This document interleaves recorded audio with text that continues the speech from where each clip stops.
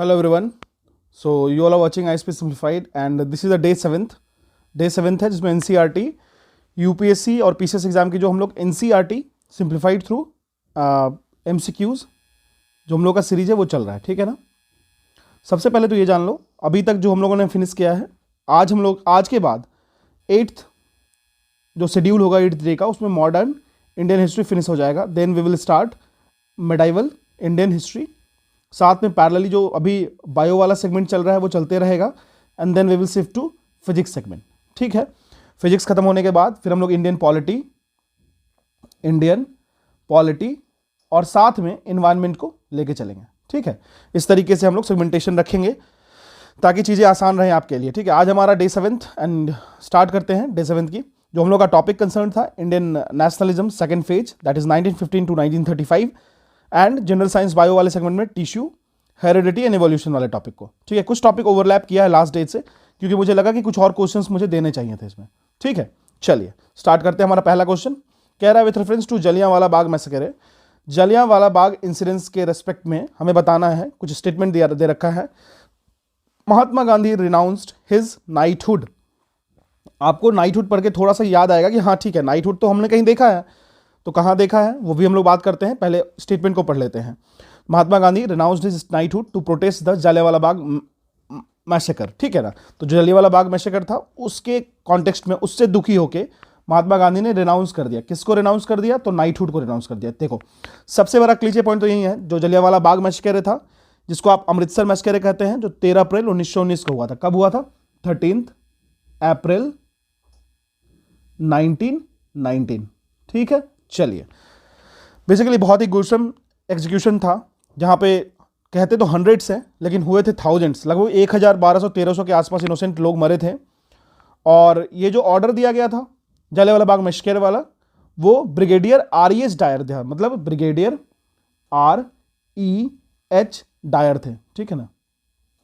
इसमें Harry Dyer आएंगे, REH Dyer, ये ध्यान रखिएगा, H आएगा बीच में, ठीक है। ध्यान रखिएगा, मैं इसको क्यों बोल रहा हूं, क्योंकि डायर से दो आएंगे, जिनको मारा जाएगा वो कोई और डायर होंगे। तो ये कंफ्यूजन हमेशा होता था between Indian nationalist, Indian revolutionaries and the whites, ठीक है। चलिए तो स्टेटमेंट 1 तो क्यों इनकरेक्ट है ये हम लोग समझते हैं। तो देखो रविंद्रनाथ टैगोर ने रिनाउंस किया था नाइटहुड को। नाइटहुड किसके द्वारा रिनाउंस किया गया था? रिनाउंसिएट कर दिया गया था। ये किया गया था रविंद्र नाथ टैगोर जी के द्वारा, ठीक है, टैगोर जी के द्वारा, ठीक है। और ये नाइटहुड इनको कब मिला था? इनको मिला था 1915 में।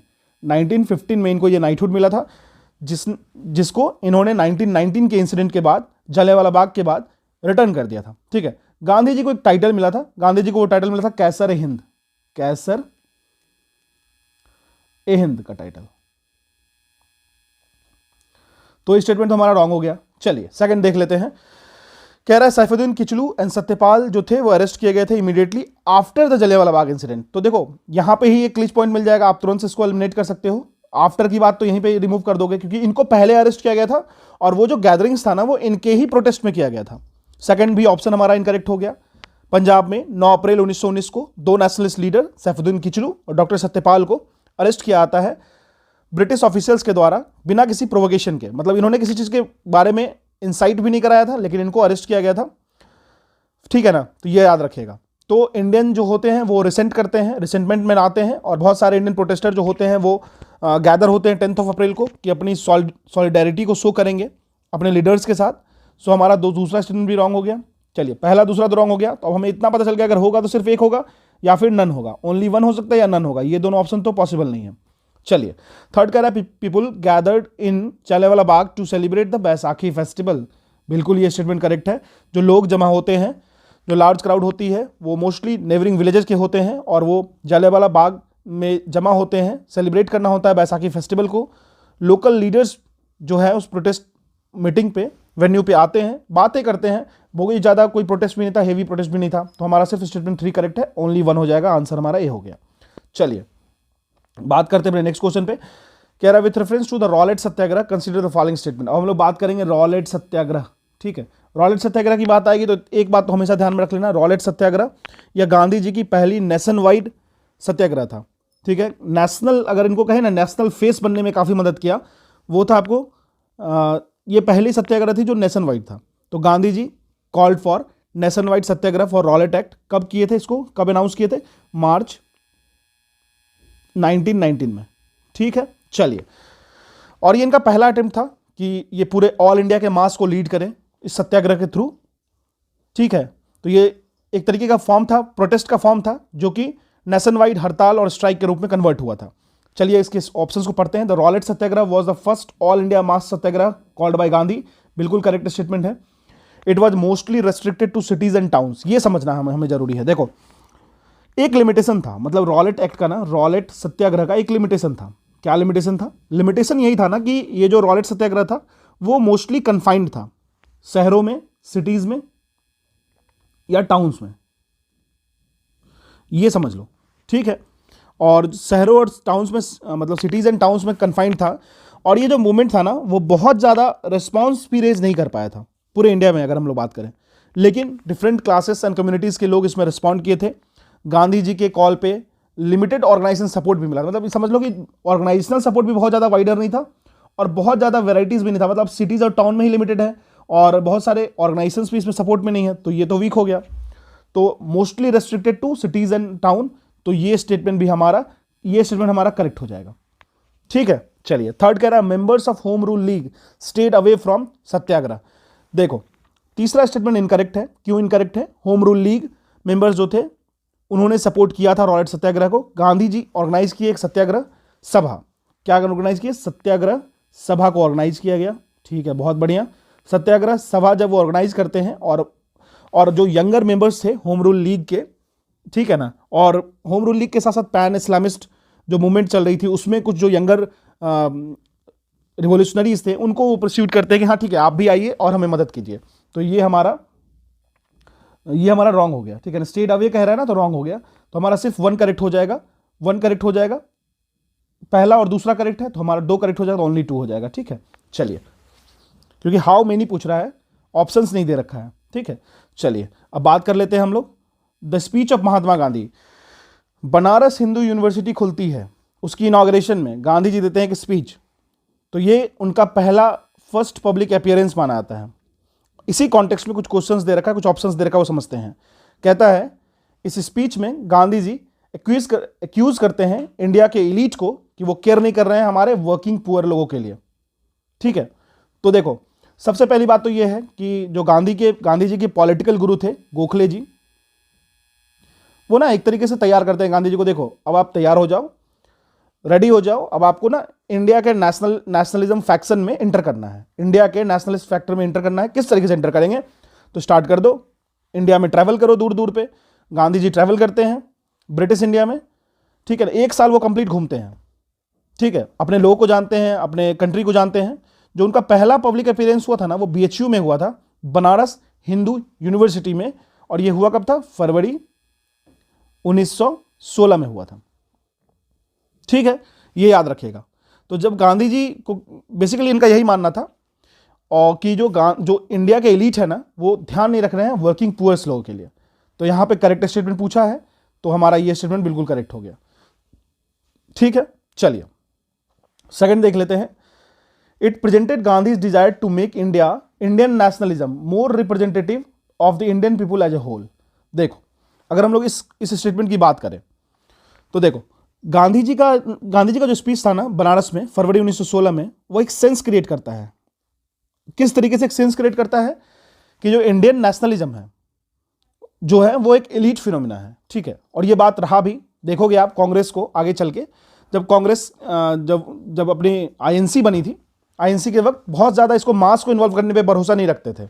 जो खास करके जो मॉडरेट्स थे वो मास पे भरोसा नहीं रखते थे। एक्सट्रीमिस्ट का मानना था कि नहीं, मास का इन्वॉल्वमेंट होना चाहिए।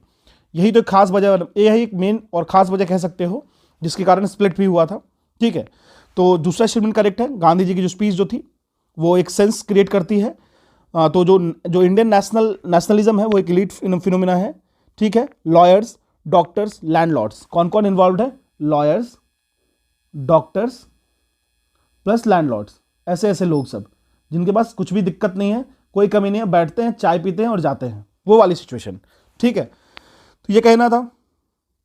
साथ में ही लेकिन उन्होंने ये भी कहा था कि ऐसे लोग आ तो रहे हैं साथ में, लेकिन उनका इंटेंशन खराब नहीं है, इंटेंशन सही है, लेकिन रिप्रेजेंटेशन सिर्फ और सिर्फ लिमिटेड है। जो पहली ऑफिशियल अनाउंसमेंट हुई थी गांधी जी की अपने डिजायर की कि वो इंडियन नेशनलिज्म को ज़्यादा से ज़्यादा रिप्रेजेंटेटिव बनाना चाहते हैं इंडिया के लोगों के बीच, होल मतलब कंप्लीट सेगमेंट को लेना चाहते हैं, किसी एक खास वर्ग को लेके, किसी एक एलिट सेक्शन को लेके आगे बढ़ना नहीं चाहते, वो कंप्लीट सेगमेंट को लेने की बात करते थे। ठीक है, तो ये ध्यान रखिएगा। तो हमारा ये स्टेटमेंट भी आपको करेक्ट हो गया, तो दोनों स्टेटमेंट हमारा करेक्ट हो गया, आंसर हो गया हमारा C, that is both 1 and 2। Clear है? चलिए अब आगे बढ़ते हैं, क्वेश्चन नंबर 4 देखते हैं। क्वेश्चन नंबर 4 का the following statement is are true with reference to the region specific activities during NCM. अगर रीजन स्पेसिफिक एक्टिविटीज की बात करें, देखो बहुत सारे रीजन में, अब इंडिया में कहीं एक पॉइंट पे मान लो एनसीएम चल रहा है, एनसीएम चल रहा है, ठीक है, नॉन कोऑपरेशन मूवमेंट चल रहा है, तो जरूरी थोड़ी ना वो इंडिया के और भी पार्ट में तो स्प्रे होगा, जैसे हो गया साउथ इंडिया में भी होगा, ठीक है, फिर नॉर्थ इंडिया में भी होगा, फिर सेंट्रल इंडिया में भी होगा, ठीक है, हर तरफ होगा, तो एक जगह इफेक्ट तो रहेगा नहीं। अब ये पूछ रहा है कि इसमें से जो स्टेटमेंट दे रखा है 4, उसमें कौन कौन सा ऐसा स्टेटमेंट है जो ट्रू है with reference to the regional specific, मतलब कहते हैं किसी जोन में, किसी जोनल स्पेसिफिक में कौन कौन सा ट्रू है फॉर एनसीएम। ठीक है, चलिए कह रहा है defiance of forest law become popular mode of struggle in Andhra Pradesh. तो आंध्रा में लोग सेलेक्ट करते हैं फॉरेस्ट लॉ को तोड़ो, जो फॉरेस्ट की कानून बना रखे हैं लोग, फर्जी कानून, उसको तोड़ो। ठीक है, ये उनका मानना था। कहां, कौन से जोन में? तो ये आंध्र प्रदेश वाली जोन की बात हो रही है। ठीक है, चलिए तो देखो सेकंड क्या कह रहा है, the Akalis in Punjab protested violently during NCM. तो जो अकाली दल थी वो प्रोटेस्ट किए बंगाल में वायलेंटली ड्यूरिंग एनसीएम। देखो एक बात तो समझो, इस क्वेश्चन का टोन क्या कह रहा है, टोन यही कह रहा है अकाली दल जो थी पंजाब में ना, वो पंजाब में वो प्रोटेस्ट करते हैं वायलेंटली एनसीएम के वक्त में, मतलब एनसीएम से इंस्पायर होके। लेकिन ये स्टेटमेंट बिल्कुल इनकरेक्ट है। कैसे इनकरेक्ट है? पंजाब में जो अकाली मूवमेंट हुई थी वो एक तरीके की गुरुद्वारा पे जो करप्ट प्रैक्टिसेस चल रही थी, गुरुद्वारा पे जो करप्ट महंत थे, वो जो अपना हक जमा बैठे थे गुरुद्वारा पे, उनको हटाने के लिए ये चला था। यह एक पार्ट था जनरल मूवमेंट का, एनसीएम के वक्त चला था, लेकिन एक तरीके का एनसीएम था, लेकिन नॉन कोऑपरेशन मूवमेंट था। लेकिन ये डायरेक्टली आप कहोगे कि वायलेंटली इसी के टाइम में हो रहा था इस तरीके से, तो ऐसा नहीं था। ठीक है, तो अकाली जो थे वो ऑब्जर्व किए थे strict non violence in the face of tremendous repression. ठीक है, ये ध्यान रखिएगा। चलिए तो दूसरा हमारा कह रहा है करेक्ट पूछ रहा था, दूसरा हमारा रॉन्ग हो गया। ठीक है, दूसरा हमारा इनकरेक्ट हो गया। अब तीसरा देखते हैं, जेएम सेनगुप्ता। पहला तो समझ लो defiance of forest law. Forest law Andhra Pradesh में फॉरेस्ट लॉ को एक तरीके से अपोज किए ये लोग, और ये एक पॉपुलर तरीका बन गया प्रोटेस्ट का ब्रिटिश इरा में ड्यूरिंग द एनसीएम। तो ये हमारा करेक्ट स्टेटमेंट है। सेकंड हम लोग समझ गए। अब तीसरा समझ, JM Sengupta led a strike against the British in Assam Bengal region. Assam Bengal region में देखो यहां से क्या होगा ना, आपको क्वेश्चंस के कुछ टॉपिक मिलेंगे, कुछ ऐसे चीजें मिलेंगे जिसको आप यूज कर सकते हो फॉर फर्दर एग्जाम। ठीक है, जैसे अभी मान लो अगर आप स्पेक्ट्रम भी पढ़ते हो तो ये नाम आपका हिडन हो जाएगा जेएम सेनगुप्ता, लेकिन यहां पे आपको ये नाम मिल जाएगा जेएम सेनगुप्ता, जतिंद्र मोहन सेनगुप्ता। 1885 से लेके 1933 तक इनकी पूरी स्पैन थी। यह एक इंडियन रिवॉल्यूशनरी थे जो ब्रिटिश रूल के अगेंस्ट लड़ते थे, एक मेंबर थे इंडियन नेशनल कांग्रेस की, और पार्टिसिपेट करते थे एनसीएम में। तो याद रखिएगा एनसीएम में पार्टिसिपेशन इनकी बात करेंगे तो ये इसको डिफाइन करते हैं एनसीएम में। जेएम सेनगुप्ता की बात हो रही है, जतिंद्र मोहन सेनगुप्ता। अगर एग्जाम में आता है तो उसको एनसीएम से कलेक्ट कीजिएगा। ठीक है, और ये क्या करते हैं, सबसे पहला काम इन्होंने क्या किया, अपने जो लीगल प्रैक्टिस है उसको छोड़ दिया। बोला कि ठीक है अब हटाओ, बहुत हो गया काम धाम, अब काम नहीं करना है मुझे, एनसीएम में पार्ट लेना है। एनसीएम में पार्ट किस तरीके से लेना है, तो जो भी वो पॉलिटिकल कमिटमेंट था उनका और जो भी जो लीगल प्रैक्टिस कर रहा था उनको सबसे पहले उन्होंने लात मार दिया, बोला चलो भाई हटो, रास्ता छोड़ो। ठीक है, और ये प्रोटेस्ट लीड करते हैं ब्रिटिश के अगेंस्ट असम बंगाल एरिया में। अब देखो कि आप पूछ सकते हो कि क्यों स्पेसिफिकली वाई इन असम बंगाल रीजन, वाई? तो देखो इसका ना सबसे बड़ा कारण एक था, क्योंकि वहां पे क्या हो रहा था कि कुछ प्लांटेशन लेबरर्स थे ना, उनको ना बहुत तंग किया जा रहा था। कुछ प्लांटेशन लेबर को इतना तंग किया जा रहा था, वो भागते थे ना तो उनको गोली मार दिया जाता था। ठीक है, तो उसके अगेंस्ट में ये बहुत ही स्ट्राइक लिए थे। तो जेएम सेनगुप्ता को रिलेट कीजिएगा। देखो मैं आपको तरीका बता रहा हूं, प्रीलिम्स काफी आसान हो जाएगा आपके लिए, फिर बाद में आप मुझे बोलोगे। अगर आपको इससे पढ़ के कुछ फायदा निकलता है ना तो मुझे जरूर मैसेज करना। ठीक है, जेएम सेनगुप्ता जी हैं, उनको ऐड करना। देखो जेएम सेन, मैं नोट्स भी दे दूंगा, आप परेशान मत होना, गुप्ता। ठीक है, इनको ऐड करना ना एनसीएम से ऐड करना, आप एनसीएम से ऐड करना। एनसीएम में भी कहां पे, असम बंगाल वाले रीजन में ऐड करना। ठीक है, असम बंगाल में ऐड करना आपके लिए आसान हो जाएगा। क्लियर है? जो पीजेंट्स थे और जो ट्राइबल्स थे, कुछ part of Rajasthan actively participated in this movement, ये कह रहा है पीजेंट्स एंड जो ट्राइबल्स थे, बिल्कुल जो राजस्थान एरिया वाले वो भी एक्टिवली पार्टिसिपेट करते हैं एनसीएम में, ये भी करेक्ट स्टेटमेंट है। तो हमारा first, third and fourth correct है, दैट इज हमारा ऑप्शन सी करेक्ट है। सेकंड रॉन्ग है, सेकंड तो आप एलिमिनेट करना चाहो तो ये दोनों ऑप्शन हमारा एलिमिनेट हो जाता। ठीक है, चलिए हो गया। अब अगर हम लोग कुछ और पीजेंट्स और ट्राइबल्स की बात करें ना, तो राजस्थान के साथ साथ आप कह सकते हो अवध एरिया में, औध एरिया, OUDH AVADH कोई मतलब नहीं है, जहां पे किसान सभा, किसान मूवमेंट स्टार्ट होता है, गैदरिंग्स स्टार्ट होते हैं 1980s के समय में। एनसीएम जो प्रोपेगेंडा था वो ज़्यादा, मतलब ना आप एक तरीके से ये कह सकते हो ना कि एनसीएम को ना आप सेपरेट आउट नहीं कर पाओगे किसान की मीटिंग से, किसानों की मीटिंग से, क्योंकि उस वक्त काफ़ी इंटेंसिफाई हो गया था। ठीक है, तो ये भी आप सो एंड सो करेक्ट मान सकते हो। तो 1, 3 एंड 4 हो जाएगा, हमारा आंसर सी हो जाएगा। क्लियर है? आई होप कि आपको समझ में आ गया होगा। यहां पे हम लोगों ने एनसीएम को तोड़ा in context to whole India. Clear है? चलिए हमारा 5वां क्वेश्चन देख लेते हैं। Which of the following was the original programmes adopted by the NCM in 1920? देखो बहुत इंपॉर्टेंट क्वेश्चन, कौन कौन से प्रोग्राम्स थे जो अडॉप्ट किए गए थे एनसीएम के वक्त 1920 में? ये क्वेश्चन से आपकी कंसेप्चुअल क्लैरिटी बहुत ही अच्छी होने वाली है, क्योंकि इसमें ना आपको एनसीएम का एक मेन मकसद, प्रोग्राम्स क्लियर हो जाएंगे। अगर हम लोग बात करें 1920 में एक स्पेशल सेशन रखा गया कलकत्ता में। कहां रखा गया? कलकत्ता सेशन। ए स्पेशल सेशन मतलब ये शेड्यूल्ड तो नहीं था, लेकिन इसको बुलाया गया। कहां पे? कोलकाता पढ़िए, कलकत्ता पढ़िए, बात बराबर है। ठीक है, इसको लाया गया। कांग्रेस ने अप्रूव किया एनसीएम प्रोग्राम को till the Punjab and Khilafat wrongs were removed and Swaraj was established. मतलब क्या था? पंजाब में जो गलतियां हो रही हैं, खिलाफत के साथ जो गलत हो रही है, और साथ साथ में ही स्वराज को जब तक एस्टेब्लिश नहीं कर लें तब तक के लिए। अब देखो इस प्रोग्राम में क्या क्या इंक्लूड करना था। Boycott of government schools and colleges, बिल्कुल ये इसके एम्बिट में था, तो ये तो करेक्ट हो गया। सेकंड कह रहा है boycott of courts of law of dispensation, तो boycott of law courts and dispensation of justice through panchayat institute, तो इसको पंचायती मोड से हमें जस्टिस दो, जो कोर्ट्स ऑफ लॉज हैं उसको डंप करो, तो ये भी स्टेटमेंट हमारा करेक्ट है। थर्ड क्या था? बॉयकॉट ऑफ लेजिस्लेटिव काउंसिल, बिल्कुल लेजिस्लेटिव काउंसिल का बॉयकॉट तो लोग पहले ही मान लिया था कि भाई ये इससे हम लोगों को कुछ फायदा वायदा मिल नहीं रहा है, ये फालतू का फर्जीवाड़ा है। हमेशा याद रखना गांधी जी कभी सपोर्ट नहीं करते थे लेजिस्लेटिव काउंसिल के लिए। ठीक है, तो इस बात का आपको ध्यान रखना है।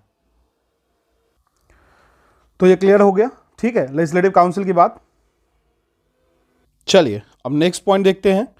नेक्स्ट पॉइंट की अगर बात कर लें, resignation from government services, yes this was also there, resignation from the government services was also there.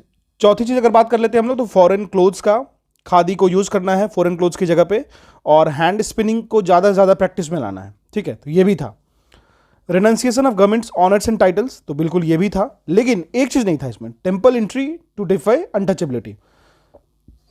देखो इसका ऐसा कोई ना मैनिफेस्टो तैयार नहीं हुआ था कि इस तरीके की बात इसको इंक्लूड किया गया था। हाँ, ये कहा जाता था गांधी जी के द्वारा, ठीक है ना, कहा जाता था कि आप अनटचेबिलिटी को छोड़िए, प्रैक्टिस कीजिए हिंदू मुस्लिम यूनिटी को, ऑब्जर्व कीजिए स्ट्रिक्ट नॉन वायलेंस को, फिर मास सीडीएम को बुलाइए, साथ साथ में रेजिग्नेशन गवर्नमेंट सर्विसेज को जोड़िए, नॉन पेमेंट ऑफ टैक्सेस को प्रैक्टिस कीजिए, रेनंसिएट कीजिए गवर्नमेंट के ऑनर्स एंड टाइटल्स को, बाइकॉट कीजिए फॉरेन क्लोथ्स और यूज़ ऑफ खादी को ज़्यादा प्रैक्टिस में लाइए। ये चीज़ें थी, लेकिन टेम्पल एंट्री की बात कहीं नहीं की गई थी। ठीक है ना, तो याद रखिएगा। तो ऑप्शन 5वां जो है हमारा वो इनकरेक्ट है। 5वां स्टेटमेंट जो है वो मूवमेंट, देखो लोगों को ये कहा गया था कि आप अनटचेबिलिटी को ज़्यादा वो दूर रखिए और हिंदू मुस्लिम यूनिटी को ज़्यादा से ज़्यादा लाइट कीजिए, हाईलाइट कीजिए। ठीक है, लेकिन इस बात को कहीं पे भी मेंशन नहीं किया गया था टेम्पल एंट्री के लिए। देखो टेम्पल एंट्री की बात कही जाए ना, तो आप एक चीज़ याद रखना, टेम्पल एंट्री की जब भी बात कही ना, तो वायाकॉम सत्याग्रह एक था जो कि लेड किया गया था केपी केशव जी के द्वारा। वायाकॉम सत्याग्रह, ठीक है, ये लेड किया गया था केपी केशव जी के द्वारा। ये मेन लॉन्च किया गया था केरल में, जो डिमांड करता था आपकी हिंदूज टेम्पल में जो अनटचेबल्स के लिए जो ब्लॉकेज है उसको क्लियर करना है। ठीक है, अनटचेबल्स के लिए जो ब्लॉकेज है उसको क्लियर करना है। जो सत्याग्रह है वो रीइंफोर्स किया गया था, जो मदुरई वाला रीजन हो गया, फिर अगर देखा है तो इंडिया में पंजाब वाले रीजन में भी इस टेम्पल एंट्री मूवमेंट को स्टार्ट किया गया था। और स्टार्ट कब हुआ था टेम्पल एंट्री मूवमेंट? तो 1924 में। और इसको लीड किसने किया था? लीड किया गया था केपी केशवा जी के द्वारा वायाकॉम सत्याग्रह के मीडियम से। ठीक है, तो ये हमारा हो गया। यहां से एक और इंफॉर्मेशन आपको मिल गया। पांचवा जिसमें एलिमिनेट कीजिए। चलिए, ये खत्म हो गया, ये खत्म हो गया। और पहला, दूसरा, तीसरा, चौथा सही है, छठा सही है। ठीक है, पहला, दूसरा, तीसरा, चौथा, छठा सही है। पांचवा वाले को हटा दो। हाँ, आंसर हमारा सी हो गया। चलिए, क्वेश्चन नंबर 6 कह रहा है with reference to all parties conference. All parties conference, देखो नाम से ही क्लियर है, मतलब सारी पार्टीज आ जाओ। आईएनसी आ जाओ, हिंदू महासभा आ जाओ, मुस्लिम लीग आ जाओ, ठीक है, और भी बहुत सारे। तो ऑल पार्टीज कॉन्फ्रेंस मिलते हैं एक बार फरवरी 1928 में। फरवरी 1928 में मिलते हैं और इसमें रिप्रेजेंटेटिव्स होते हैं कांग्रेस के, मुस्लिम लीग के, हिंदू महासभा के। ठीक है, याद रखिएगा ये सारे होते हैं। और इसको प्रिसाइड किया जाता है किनके द्वारा? M.A. अंसारी जी के द्वारा किया था। Doctor M.A. अंसारी जी के द्वारा किया था, इसको लीड किया जाता है। ठीक है, तो it constituted a committee under Motilal Nehru to draft the Indian constitution. अब देखो, जो पहला स्टेटमेंट है ना, तो अगर हम लोग बात करें तो इसको क्यों लाया गया था? इसको लाया गया था in response to Simon commission. एक वर्किंग कमिटी को सेट किया गया था, वर्किंग कमिटी को, और वो वर्किंग कमिटी के चेयरमैन थे मोतीलाल नेहरू। ठीक है, और उनको कहा गया था कि आप कॉन्स्टिट्यूशन प्रिपेयर कीजिए। ठीक है, तो याद रखिएगा, it constituted a committee under Motilal Nehru to draft Indian constitution. Correct statement पूछ रहा है तो ध्यान रखिएगा। सेकंड अगर हम लोग बात कर ले, it adopted a resolution on national economic programme. देखो, अगर नेशनल इकोनॉमिक, तो पहला स्टेटमेंट तो हमारा करेक्ट हो गया। नेशनल इकोनॉमिक प्रोग्राम की बात करें ना, तो तुरंत चले जाना आपको कहां पे? ये नेशनल इकोनॉमी प्रोग्राम की बात करें तो ये कराची सेशन में चले जाना।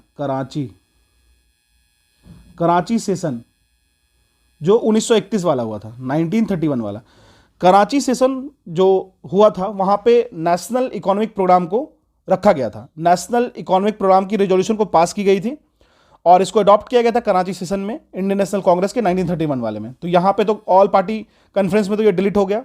ठीक है, थर्ड कह रहा था Muslim League boycotted and did not attend the conference. तो मैंने आपको पहले ही बताया, हिंदू महासभा भी अटेंड किया था, मुस्लिम लीग भी अटेंड किया था, इंडियन नेशनल कांग्रेस भी अटेंड किया था।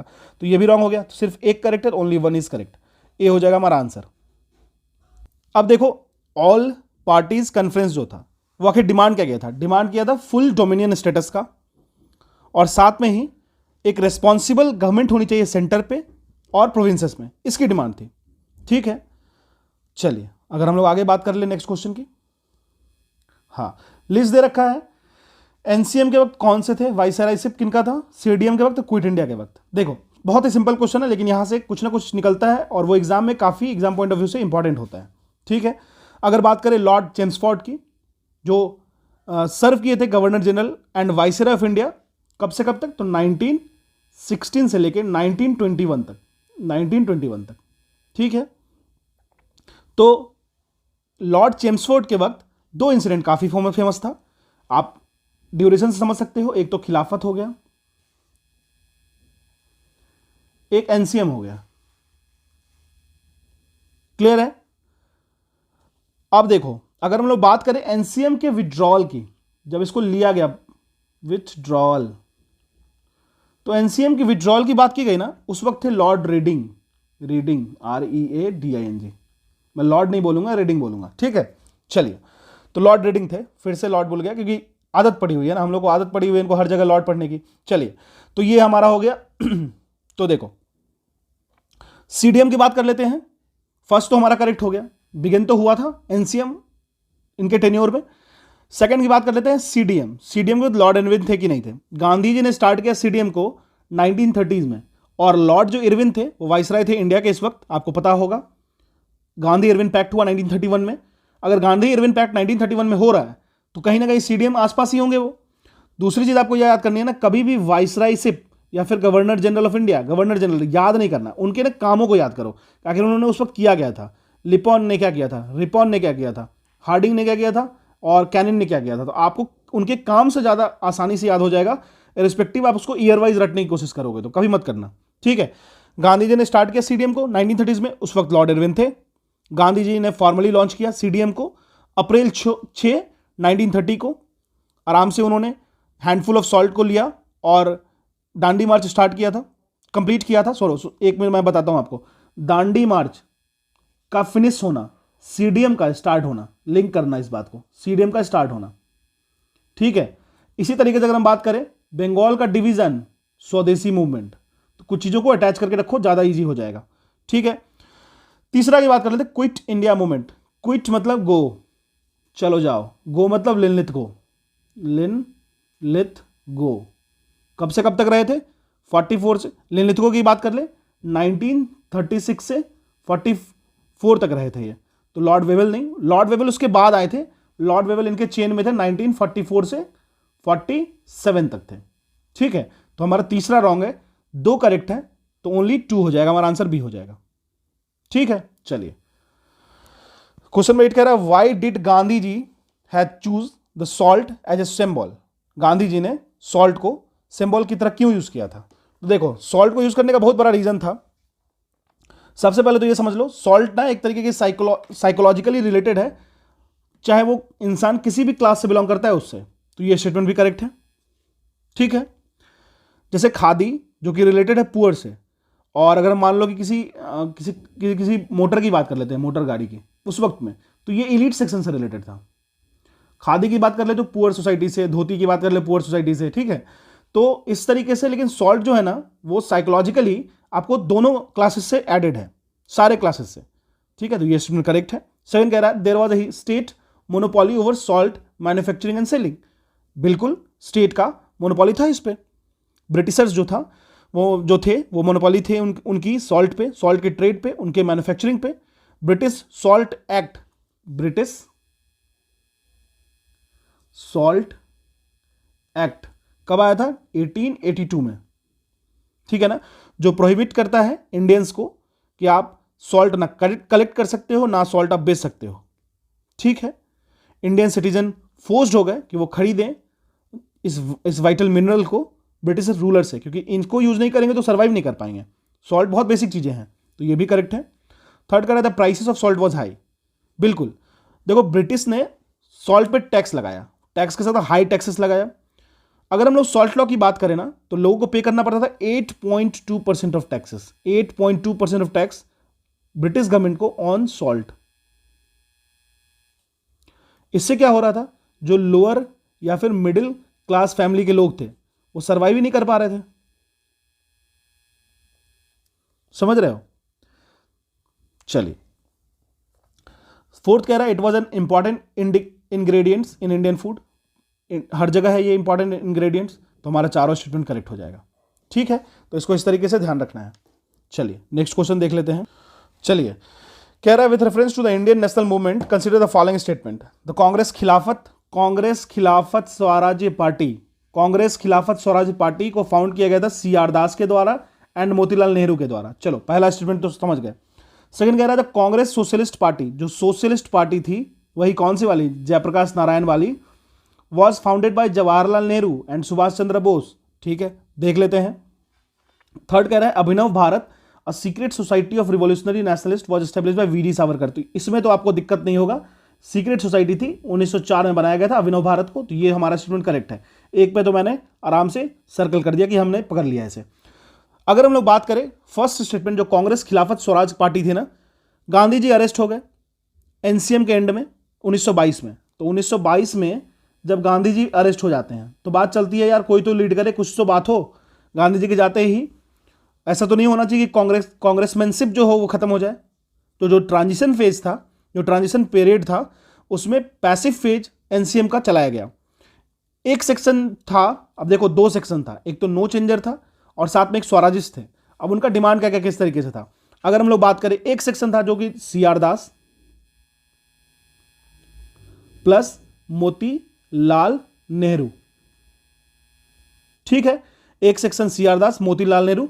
एक नाम आप याद रखिएगा, अजमल नाम याद रखिएगा, अजमल खान। देखो स्वराजिस्ट से आप CR दास, मोतीलाल नेहरू याद रखे होंगे, लेकिन अजमल खान को भी ध्यान रखिएगा। ये तीनों मिले और इनको कहा गया स्वराजिस्ट, ठीक है। देखो ये चाहते थे कि जो भी बॉयकॉट हो रहा है ना लेजिस्लेटिव काउंसिल का, उसको रोक दो।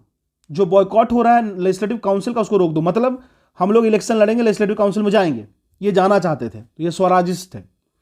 एक अलग स्कूल ऑफ थॉट था जो कि लेड किया जा रहा था सी राजागोपालाचारी, वल्लभ भाई पटेल, राजेंद्र प्रसाद, एम ए अंसारी जी के द्वारा।